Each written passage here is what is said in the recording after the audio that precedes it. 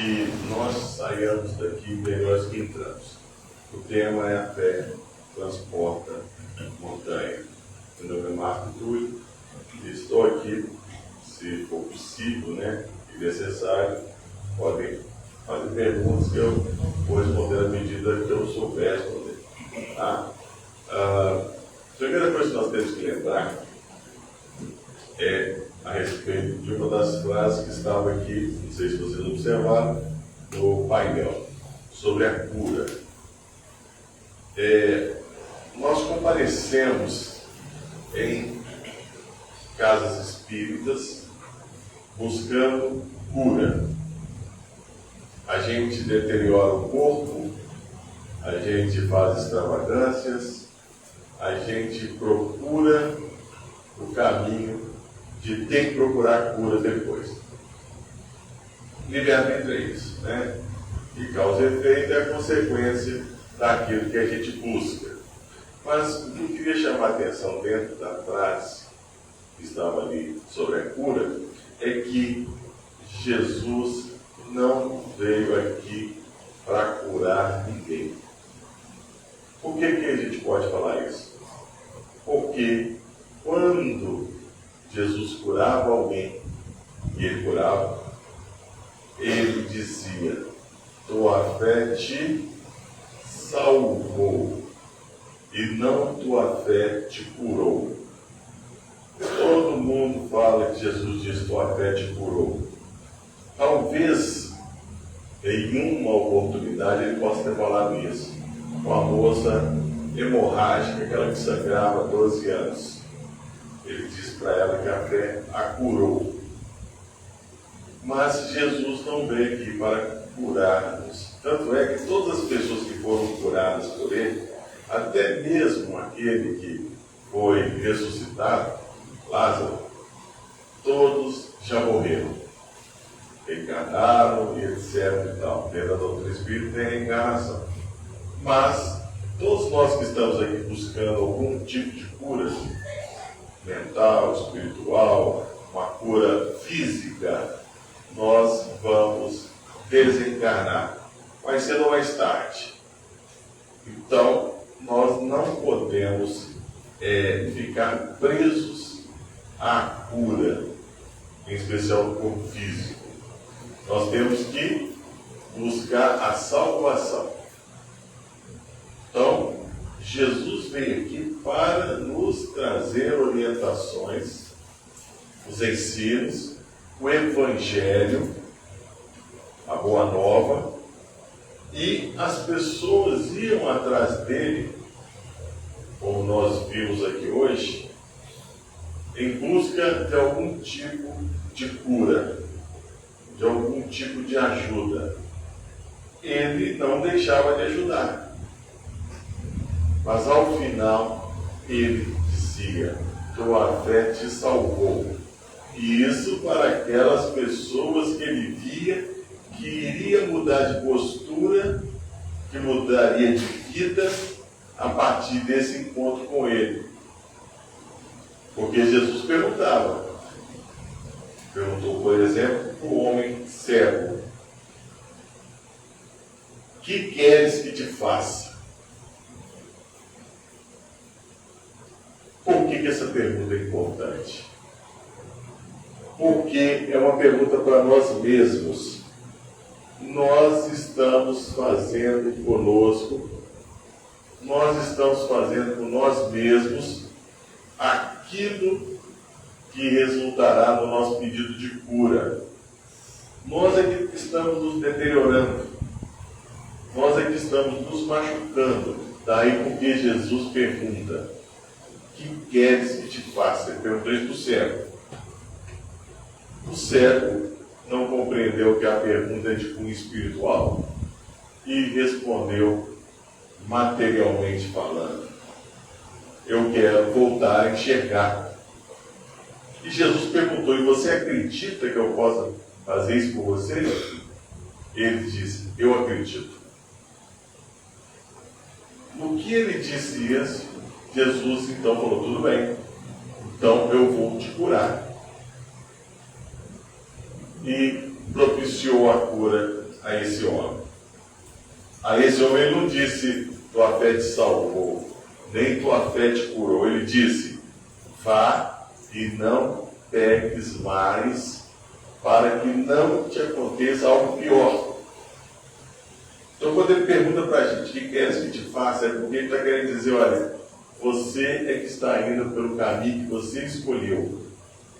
E esse caminho é que te faz chegar onde você está e que te faz precisar de ajuda. Você quer que eu te faça o quê? Só que Jesus não falava assim, ele fala, o que queres que te faça?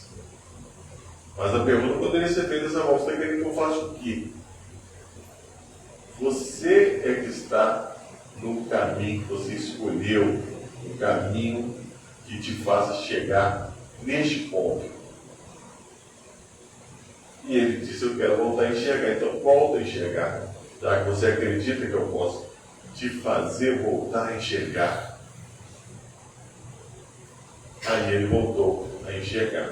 Mas Jesus disse, vá e não peques mais, para que não aconteça coisa pior a ti. E isso é para nós também. A gente vem na casa espírita, busca uma melhoria, algum ajuste de alguma coisa e vai embora. Crente que está abafando, crente que resolveu o problema. E o pior, às vezes a gente comparece umas 3 vezes, nada melhora, aí a gente não volta mais, ainda reclama da casa, porque não foi curado daquilo que queria ser curado. Às vezes, em 3 vezes comparece e cura. Ele não volta mais também não, porque já estou curado, não quero voltar. Sendo que a questão é salvação, não é cura.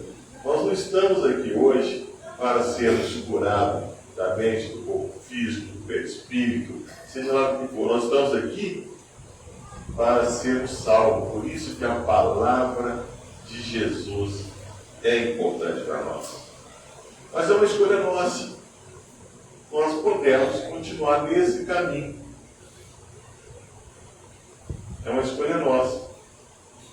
Então, a gente tem que assumir uma postura. Então, eu vou lembrar aqui o capítulo 19 de O Livro dos Espíritos, do Evangelho segundo o Espiritismo. Nesse capítulo está lá, a fé transporta montanhas. É um capítulo relativamente longo, eu vou simplificar porque o nosso tempo é curto. Então, a primeira lembrança que a gente pode ter é a de que um pai, todas as questões são afetas à fé, tá? Um pai chegou para Jesus com um filho, que segundo o pai, estava tendo um problema. Tinha uma hora que estava no fogo, uma hora estava na água, é o que ele disse. Era alguma doença que alternava o comportamento do filho. E ele diz para Jesus, seus discípulos não conseguiram tirar demônio do corpo do meu filho. Aí Jesus disse, até quando estarei entre vós?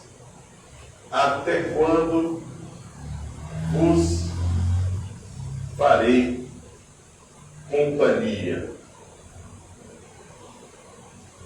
Por que ele fala isso? Porque ele deu poderes àqueles discípulos para limpar as doenças, para espantar demônios, para ressuscitar os mortos. Isso aí no capítulo 10 do Evangelho segundo Mateus. E disse, de graça recebestes, de graças dai. E os discípulos não estavam tendo o mínimo necessário, que era a fé, para ajudar aquele garoto. E ele disse então, até quando eu tenho que estar entre vós? Até quando vos sofrerei? Aí chamou o pai e disse, desde quando o seu filho está nessa situação? Aí o pai disse, desde a infância. E você crê que eu posso ajudar? Porque se você crê, tudo é possível. Isso aí para nós também. Se você crê, tudo é possível. Aí o pai disse: eu creio, Senhor, mas aumenta a minha fé. Jesus então pôs a mão no garoto, ele começou a estribuchar, entrou em convulsão, e Jesus espantou o demônio do corpo daquele jovem, daquela criança. Aí vem a questão para nós, a questão da fé. Os discípulos chegaram para Jesus abismados, estupefatos, porque Jesus tirou o corpo, o demônio do corpo daquela criança, e quando eles tentaram, não conseguiram. E perguntaram para Jesus: por que nós não conseguimos tirar o demônio do corpo daquela criança? Jesus respondeu: é por causa de vossa pouca fé. Se vós tivesseis fé que coubesse num grãozinho de mostarda, que é a menor das sementes,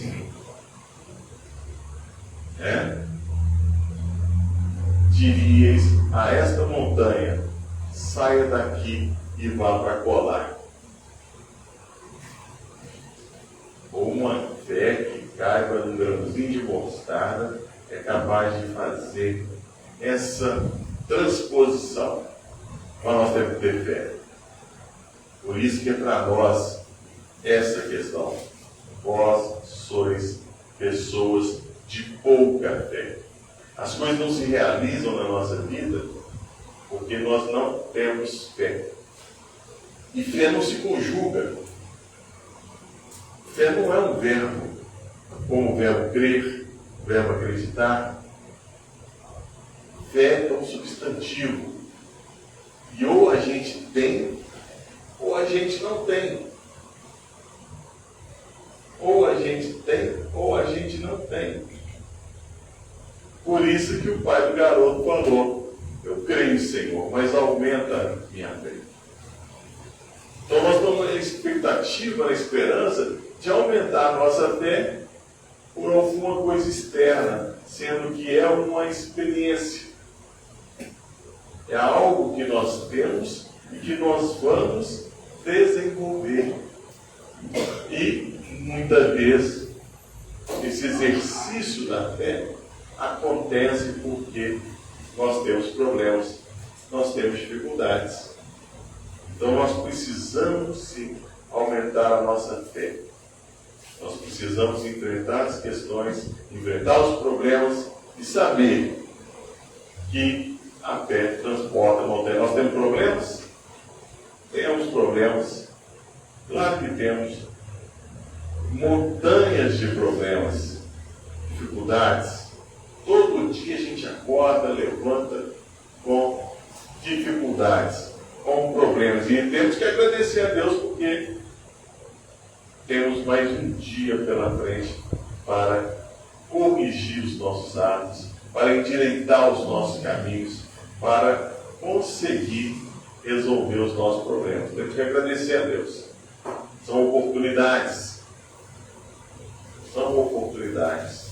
Nós temos que entender que Deus não nos pune. Jamais. Nós entramos em um circuito de causa e efeito. Temos o livre-arbítrio, que é a liberdade de escolher entre duas ou mais opções. Fazemos a nossa escolha e, em fazer a escolha, temos que arcar com a consequência, com a responsabilidade. Por isso que Jesus perguntou: que queres que te faça? Então, que queres que te faça? Vocês são homens de pouca fé, que diz o discípulo, nós somos pessoas de pouca fé. Se tivermos fé que cabe um grãozinho de mostarda e dissermos para essa montanha, podemos entender montanhas de problemas, desloca daqui e vai para colar. Nós não fazemos isso. Nós ficamos estupefatos como os discípulos ficaram. Ele conseguiu e a gente não. Mestre, por que a gente não conseguiu? É por causa de vossa pouca fé. Então, nessa questão, nós temos que desenvolver a nossa fé. E não é um verbo, é um substantivo. E como que eu sei se eu tenho fé ou não? Conectando com o divino, conectando com Deus. Porque o dia que eu estiver diante, por exemplo, de um rio, e disser assim, um dia eu vou atravessar esse rio, eu estou com esperança. Isso não é fé. Eu estou com esperança. Eu vou aprender a nadar e vou atravessar esse rio. Isso é esperança. Porque eu espero um dia chegar lá. Eu espero curar minha perna. Eu espero voltar a enxergar. Eu espero. A gente não faz nada. Só que o dia em que eu estiver diante desse lago e aparecer um tigre atrás de mim, o que eu vou fazer? Mergulhar. É a melhor opção, ou a menos ruim. Né? Nessa hora eu tenho que ter fé. Porque a fé é para já. A fé é para agora. Não é para esse futuro, esperar. A fé é para agora. Eu tenho que buscá-la agora. Não, um dia eu vou lá no bezerro. Não, qualquer dia eu apareço por lá. Não, continuo com o mesmo problema. A fé é para agora. Eu tenho que acreditar que Deus está conosco. Eu tenho que acreditar que se eu puser o pé num buraco, eu vou conseguir caminhar. O problema é nós duvidarmos. Daí, tem uma outra passagem que Jesus questiona: por que duvidaste? Que é muito bacana ver aqui, buscar, cheio dos números, etiqueta, entra lá, faz esses protocolos e fica esperando cair alguma coisa do céu. Conta o Evangelho que Jesus estava pregando e disse aos discípulos: olha, podem ir na frente, daqui a pouco eu vou. Eles subiram no barco e foram nadando no lago, né? Também chamado de mar, porque o lago era tão enorme, também é chamado de mar. E foram andando. E, de repente, cadê o mestre? Jesus não os acompanhou.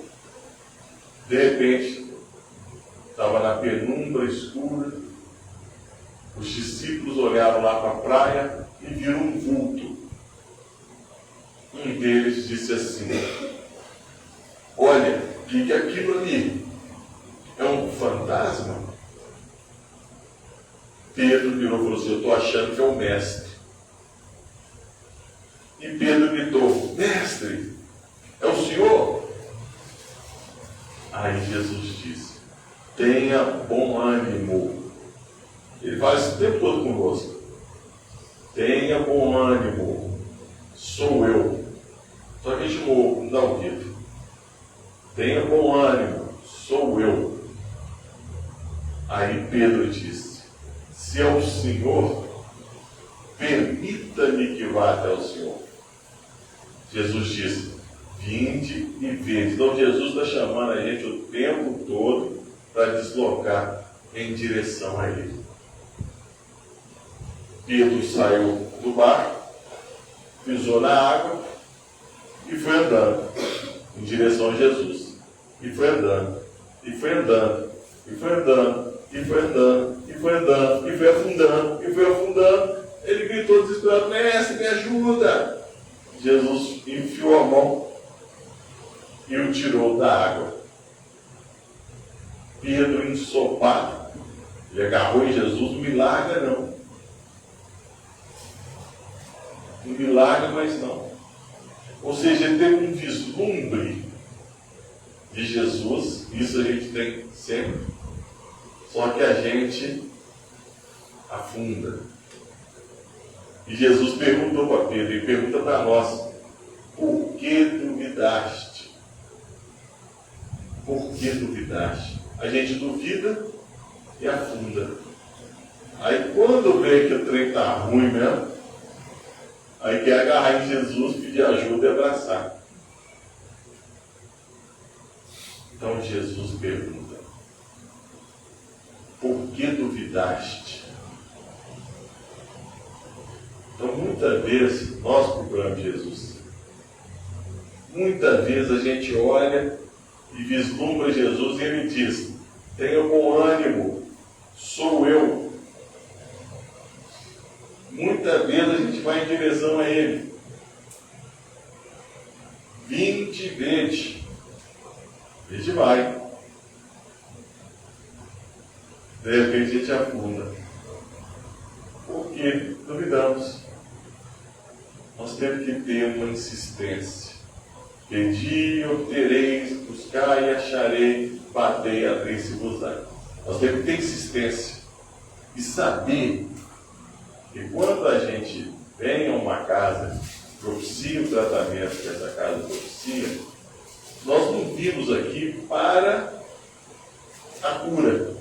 Ela pode acontecer, normalmente acontece. Nós vimos aqui para salvarmos. Conhecer a palavra de Jesus, os ensinos da doutrina espírita, claro, e nós vamos melhorar. Só que nós temos que insistir.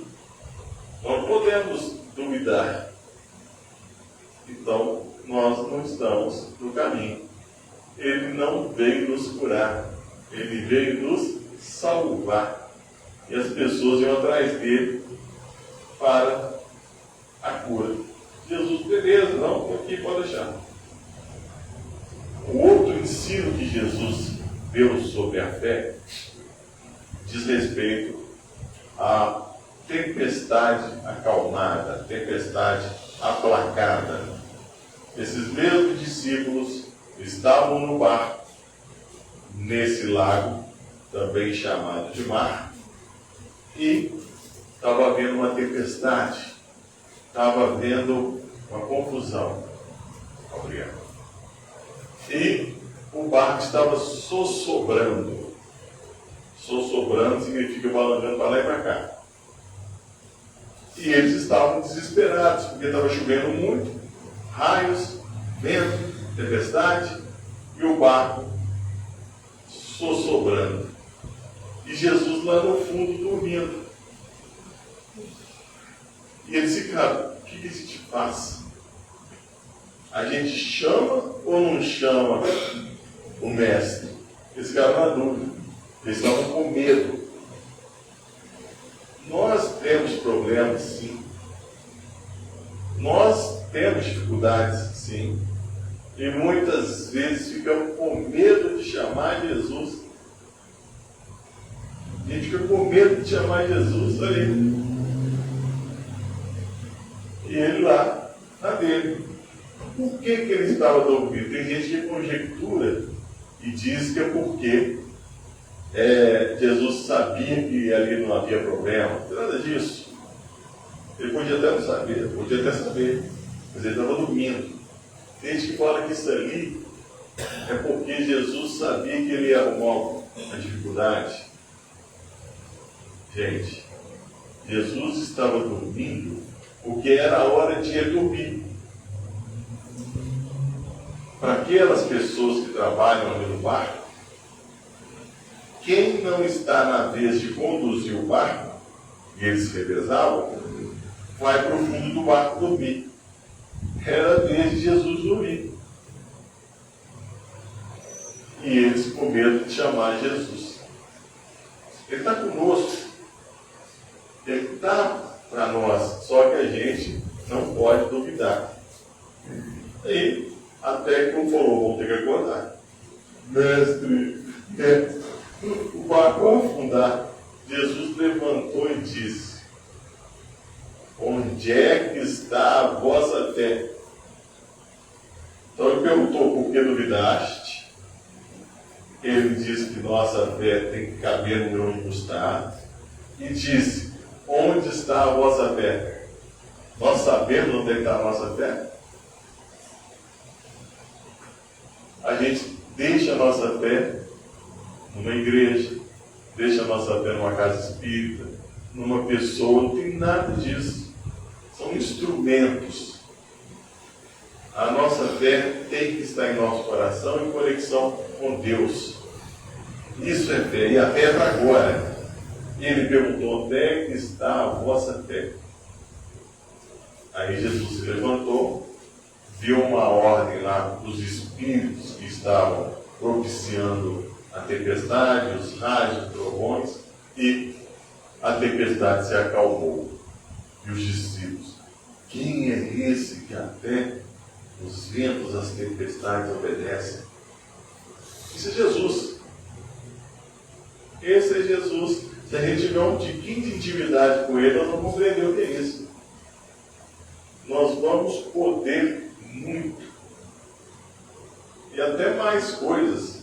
Só que a gente não tem intimidade com ele. Nós deixamos ele do lado de fora da nossa casa. Nós não fazemos o culto ao Evangelho lá. Uma vezinha por semana, meia horinha, nós não fazemos. Nós não fazemos. Nós não comparecemos em um local para estudar, para ouvir uma palestra edificante, para ouvir falar do Evangelho, só quando está doente. O que nós queremos é cura e não salvação. Aí não adianta. Aí ele vai perguntar, o que queres que te faça? Porque depois que eu sarar, o que vai acontecer? Eu vou voltar para o meu caminho, e em voltando para o meu caminho, eu vou ficar com os meus problemas de antes. Então eu vou reclamar da casa espírita. Essa é a questão. Eu vou reclamar. A casa espírita, gente, é um instrumento. Está disponível. Quer, não quer, não quer. Então, se vai reclamar ou não, não vai alterar em nada. A questão somos nós. O que nós estamos fazendo com nós mesmos? Na questão 621 de Livro dos Espíritos, consta que as leis de Deus, as morais, estão na nossa consciência. Estando na nossa consciência, se nós ferirmos essas leis, nós estamos cometendo aquilo que se possa chamar de desvio de conduta. Se alguém quiser chamar de pecado, pode também, desde que entenda. Então, esse desvio de conduta, se for reiterado, vira vício. A gente evitar um desvio de conduta já é complicado. Imagina um vício. Agora, não tentar é uma insanidade. Então, a gente não veio aqui para a cura. A cura é um pretexto da espiritualidade, dos irmãos espirituais, de Deus. É um pretexto. Como a gente não consegue numa boa, como a gente não consegue essa conexão, a fé, pelos nossos próprios raciocínios, a gente acaba se machucando. Aí é a falta de perdão, a falta de caridade, a falta de indulgência, que é o não julgar. Tudo isso vai machucando a gente por dentro. E a gente quer saber por que comigo. O que eu fiz de errado? E às vezes as coisas realmente são de outra existência. Tem coisas que nós estamos pagando a dívida agora. Esse mundo é de pagamento de dívidas, de aprendizado também, expiação e provas. Então nós temos que reconhecer que Deus sabe das coisas. A providência divina sabe do que precisamos. Ele, às vezes, deixa acontecer. Você quer, então tudo bem. Porque que pede, a gente obtém. Isso é coisa ruim ou boa. Se a gente busca, a gente encontra. Seja coisa ruim ou boa. A gente bate na porta, ela vai ser aberta, seja uma porta em que há coisa boa ou ruim. Depende de nós. Então o que nós temos que fazer? Mudar de postura. Que queres que te faça? Então, quando Jesus trazer essa lembrança para nós, nós temos que fazer uma reflexão. As leis morais, elas são para nós como um GPS, um antigo GPS. Hoje tem um monte de nome, mas vocês sabem do que se trata. Vai nos guiar para algum destino. Eu programo, quero chegar na Avenida Claramuns 179. Ele vai me indicar o caminho. O GPS é assim. Só que tem um detalhe. Ele está mandando eu virar à direita.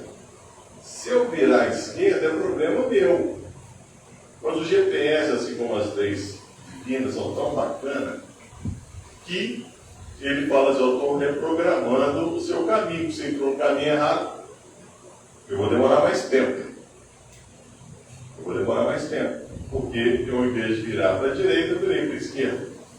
Aí começa uma reprogramação. E conosco é assim também. Nós temos uma nova programação. E isso pode ser em uma outra existência. A gente toma a bomba nesta, aí nós temos que ajustar na próxima. Então nós vimos aqui com o propósito de acertar, de fazer as coisas certinhas. Não deu? Vai ficar para a próxima. Qual é o problema disso? Aluno repetente não vai para o mesmo tipo de sala de aula anterior. Nem vai ter a mesma turma.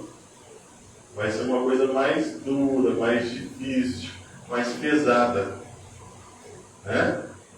Se um cravo, uma encravada não te resolveu o seu problema, talvez você perdeu um dedo melhor.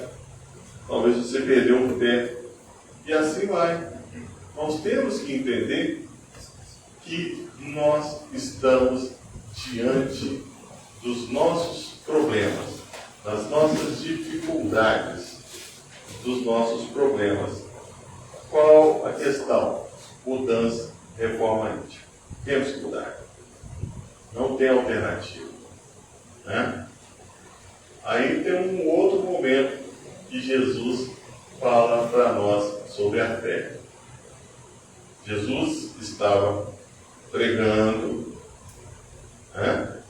Jesus nunca falou assim, gente, peraí, eu acho que tem gente ali na rua XYZ precisando de uma cura. Nunca. Ele sempre estava pregando, ele veio ensinar a boa nova, o evangelho. E as pessoas o abordavam.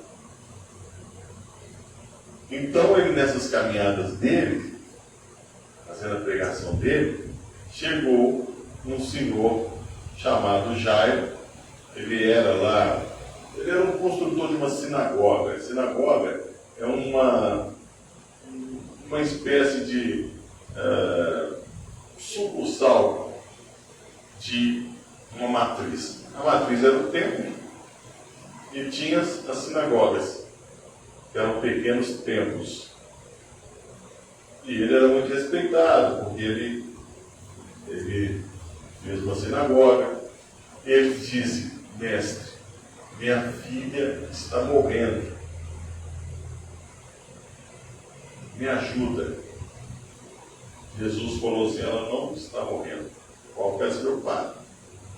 Então Jesus fala para a gente também algumas coisas desse tipo, o que não quer dizer que nós falamos, então tá bom, beleza. Nós temos que continuar a fazer. Mas ele tranquilizou um pai que estava aflito que a filha estava por morrer. No meio do caminho, apareceu uma seguinte situação. As pessoas em volta de Jesus ali, querendo um milagre. De repente ele disse assim para os discípulos: alguém me tocou. Pedro falou: claro, né, mestre? Nós estamos aqui num mundo velho de gente, claro que alguém te tocou. Aí ele disse: não, foi diferente. Eu senti sair de mim uma virtude. Gente, não tem nada à toa no Evangelho, não. Virtude, se a gente procurar no dicionário mesmo, vai estar escrito lá, vem de virtus, que significa força, energia. Então, quando Jesus falou, eu senti sair de mim uma virtude, ele estava dizendo: opa, alguém conseguiu extrair de mim uma força. Não é que enfraqueceu Jesus, não. Mas é um recado para nós também. Nós temos que buscar força em Jesus. Nós não buscamos. Aí ele mandou abrir a roda. Aí viu que tinha uma senhora deitada no chão, encolhida. Né? Porque naquela época as mulheres não conversavam com os homens, não. Quando Jesus conversou com uma mulher, chamada mulher cananeia, pediu pela filha, porque ela não era judia, ela era de uma outra região. Então ela não seguia os preceitos ali, mas isso é só uma parte. A mulher estava deitada ali no chão e Jesus disse para ela: mulher, levanta. Mulher era o tratamento mais respeitoso naquela época para com a mulher, tá? Jesus chamava a mãe dele de mulher, chamava as pessoas que eram seguidoras dele de mulher. Então, mulher, levanta. Aí ela levantou e ele perguntou: o que houve? Ela disse: eu estou menstruada. Ela não era essa palavra, né? Mas eu estou sangrando há 12 anos. Menstruação por 12 anos. Quem já menstruou aí deve saber que como deve ser menstruar por 12 anos. Eu estou menstruada há 12 anos. E eu já gastei todas as minhas riquezas com os médicos e ninguém resolveu nada. E eu sabia que você ia passar por aqui. E eu decidi tocar na barra da sua túnica, que isso seria o suficiente para eu ser curada. E nessa hora Jesus falou: então, seja feita como você falou, porque tu até te curou. Ela tomou o movimento. Ela fez o impossível. Ela fez o que o único jeito é esse: entrar por baixo ali e tocar. Mas teve uma conversa com Jesus. Não foi simplesmente tocou, foi curada, e Jesus quis dizer para todo mundo: ó, curei uma pessoa que vocês nem perceberam. Não, e a conversa não foi para que se percebesse que houve a cura, não. É porque nós precisamos dialogar com Jesus. Nós precisamos conversar com Ele. Na cura daquilo que precisamos. Então houve um diálogo e Ele disse: tua fé te curou. Pode ir. Então, aprendendo isso, a gente começa a entender que nós não podemos duvidar. Nós temos que ter a fé que cabe pelo menos um grãozinho de mostarda. Nós temos que aprender que nós temos que saber onde é que está a nossa fé. Às vezes nossa fé está num lugar errado. Está num lugar errado. Nós temos que saber que nós temos que fazer o possível e o impossível para a cura. Há quase uns 30 anos atrás, eu frequentava uma outra casa espírita, que havia tratamento espiritual, e fomos levar um amigo que estava com um problema nos rins. E você vai ser tratado, vai dar tudo certo, aquela coisa toda. Mas alguém chegou e avisou, chegou à frente, gente, olha, infelizmente tem que comunicar que hoje é a última vez que teria reunião de tratamento. Não vai ter mais, a partir de hoje a casa não vai ter mais tratamento espiritual. E ele, poxa, que azar eu dei.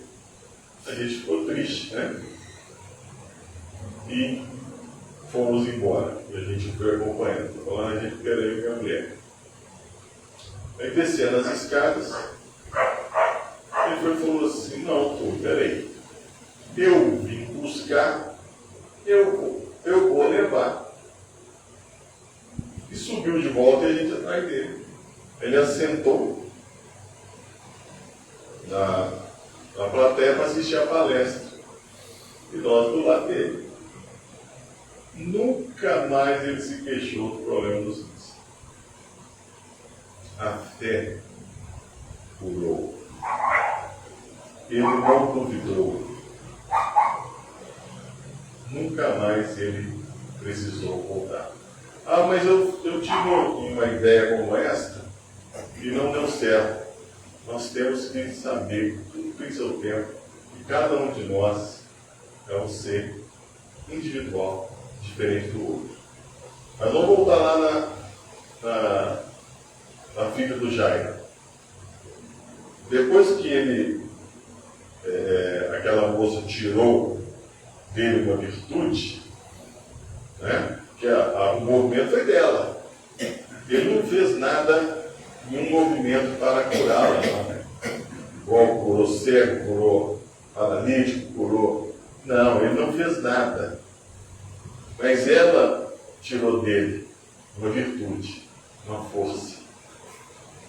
Né? Mostrando ele o seguinte, eu não preciso de ficar movimentando as coisas para você, não. Busque essa força.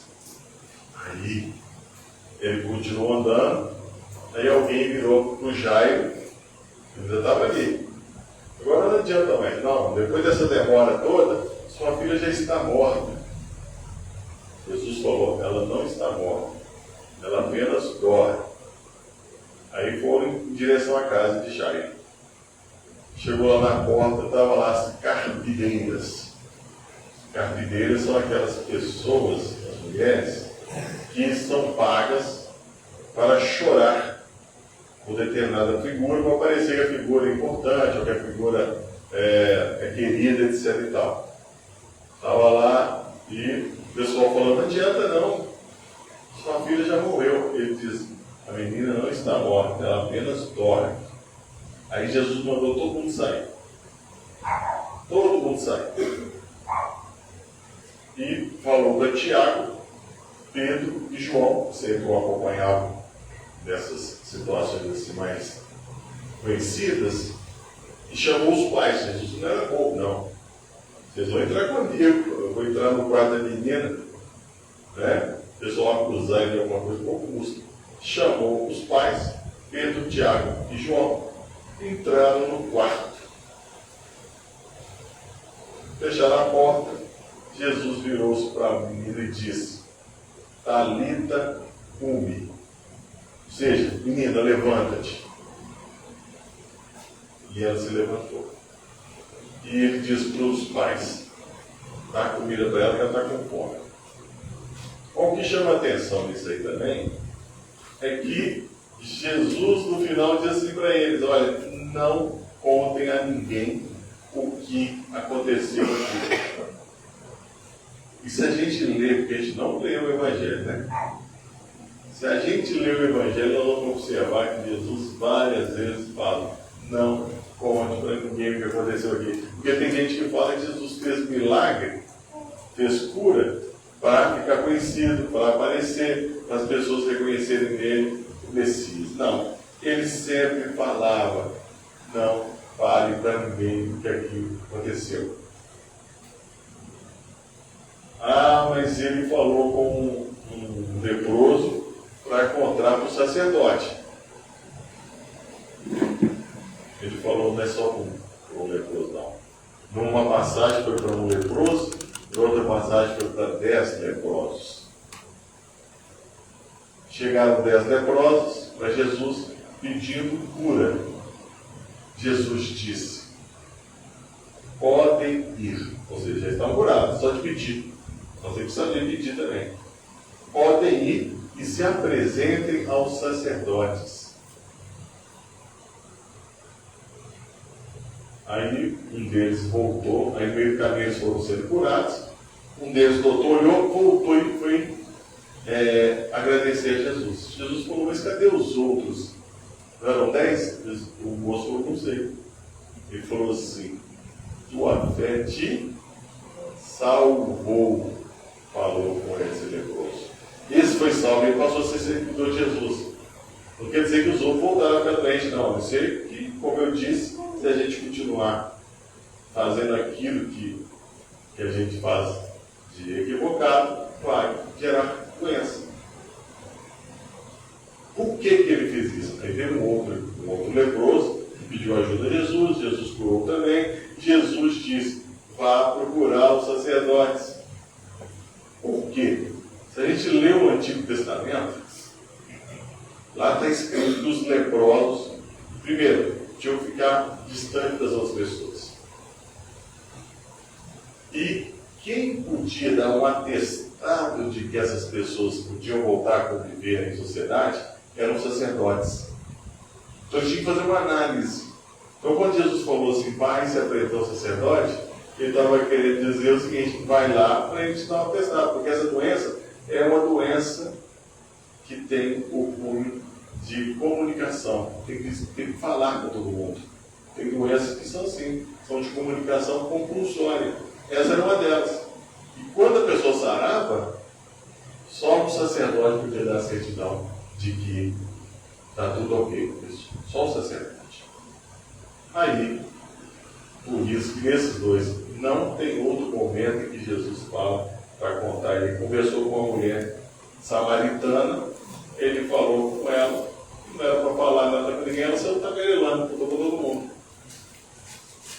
Não tem problema. O que acontece é que Jesus não pedia para as pessoas não comunicarem, porque ele tinha medo, sabia que ia dar problema, como de fato deu. Mas nesses dois casos, ele fala para comunicar, porque ele tinha que os sacerdotes podiam dar certidão para ele. Porque as pessoas iam falar assim: peraí, você não é leproso? O que você está fazendo aqui? Aqui, ó, eu tenho uma cartinha aqui de liberação. Então, para a gente caminhar mais ou menos no final, o que acontece? Tem um outro momento, aí nós vamos esbarrar um pouquinho na doutrina espírita, em que a fé é raciocinada, não é uma fé cega. Jesus foi abordado por um centurião. Centurião vem de 100, ele era um soldado romano, capitão da guarda romana, e comandava 100 homens, por isso que é 100 centurião. Dependendo do evangelista, vai falar que foram 2 servos dele que foram lá conversar com Jesus. Vamos falar do centurião nesse evangelista. O evangelista conta que o centurião foi até Jesus e falou: Senhor, cura meu servo. Ele era romano, mas ele tomava conta aí da região. Cura meu servo, ele está doente. Jesus diz para ele: vamos lá. Assim como ele falou com Jairo, vamos lá. Ele falou: não. Por favor, eu não sou digno de que entreis em minha casa. Depois mudaram aí, né? Eu sou digno de entreis em meu morada, mas eu vou lá, tudo bem. Mas está escrito na Bíblia: eu não sou digno de que entreis na minha casa. Mas manda uma palavra e o meu servo será salvo. Aí ele explicou: é que eu sou capitão da guarda. Eu dou ordem para os meus soldados e eles cumprem as minhas ordens. Não questionam, não. Eles cumprem. E eu recebo ordens e eu cumpro também. Se o Senhor mandar, seus anjos vão curar meu céu. Não precisa ir lá, não. Eu não mereço nem que você chegar lá. Manda uma palavra e ele vai ser salvo. Então ele raciocinou: peraí, se eu dou ordem, as coisas acontecem. Se eu recebo ordem, as coisas acontecem. Então, se esse moço que é o cara der uma ordem, resolve de longe. Não precisa ir lá, não. Sabe o que ele nos falou? Em toda Israel, chamando a atenção do povo dele lá, em toda Israel jamais vi tamanha fé. Por que ele fez esse elogio? Porque o moço era romano. Os romanos tinham deuses e deuses como, né? E os israelitas ali, supostamente, um Deus único. Em todo Israel jamais vi tamanha fé. Pode ir que seu servo está curado. Ele raciocinou: eu mando, a coisa acontece. Se ele é o cara, e ele achava que era, se ele der ordem, vai dar certo também. Isso é raciocinado. É um raciocínio que nós precisamos ter. Então nós tenhamos aí, o meu tempo acabou, né? 5 minutos. Então nós tenhamos a convicção de que esses preceitos de Jesus, eles nos ajudarão a ter mais fé. E não podemos desistir, não podemos desanimar. Ele chamou, vamos ao encontro dele. Não é de encontro não, gente. Se eu for de encontro, é porque eu estou em encontro. É ao encontro. Ao encontro de é a favor. De encontro a é contra. Então eu vou ao encontro dele. Eu posso pedir para aumentar minha fé, como o pai daquele garoto pediu. Mas eu também tenho que fazer o meu movimento. Porque ele é o cara. Eu tenho que ter mais intimidade com ele. Eu tenho que providenciar uma melhor companhia espiritual para mim. Porque pedi e obterei, buscar e acharei, bater, abrir-se-vos-á. É isso? Então, quem pede, obtém. O bacana dessa passagem é que em Lucas, Jesus conta uma parábola antes. Dessa passagem ou dessa frase. Em Lucas, Jesus conta uma parábola antes. Ele diz que um homem bateu a porta do vizinho, é chamada de parábola do vizinho importuno. Bateu na porta do vizinho: me ajuda, eu estou precisando de pães. Aí o moço lá de dentro: não, já passa da meia-noite, eu estou deitado com meus filhos. É porque chegou gente, visita sem me avisar, e eu não tenho nem pão para dar. Jesus termina a parábola aí. Aí, Jesus não fala se o moço foi ajudar. Ele só fala assim: se esse vizinho não se levantar para ajudar por ser amigo, vai se levantar porque foi importunado. Porque quem pede, obtém, quem busca, acha, quem bate, a porta é aberta. Então, o bater é insistência. Nós não podemos desistir. Nós não podemos desistir. E nós temos que fazer a nossa parte. A providência divina é responsável por quê? 80%, 90% daquilo que nós precisamos. Uma cura, por exemplo. Só que temos 10% ali, 15% que é nosso. E esses 10%, 15%, sei lá, nós temos que fazer 100%. Totalmente. Não adianta eu querer um pão e ir até a metade do caminho, sendo que a padaria é na esquina. Não, peraí, se é 90%, 90% significa que Deus autorizou ter uma padaria, um padeiro, um caixa, uma pessoa para atender. 90% é isso. 90% com 5% dá 95%, tá bom demais aí. Notaço, né? Não resolve. Nós temos que fazer o percurso todo para a gente chegar até na padaria e comprar um pão. Se formos até a metade do caminho, não resolve. Nós temos que fazer o nosso cadinho 100%. Aí sim nós vamos ser atendidos. Porque Deus sabe do que precisamos. E, para terminar, lembremos-nos, Deus pode nos atender? Pode. Ele é poderoso. Deus quer nos atender? Quer. Porque Ele é bondoso. Porque se Ele pode e não quer, Ele é malvado. Deus é malvado. Se Ele quer e não pode, então Ele não é poderoso. Agora a pergunta é essa: se Ele pode e quer, por que eu não recebo? Aí vamos tentar lembrar que nós temos coisas a serem feitas para chegarmos lá. Ok? Gente, obrigado pela atenção, pela paciência, pelo tempo de vocês. Deus abençoe a todos nós e ilumine essa casa.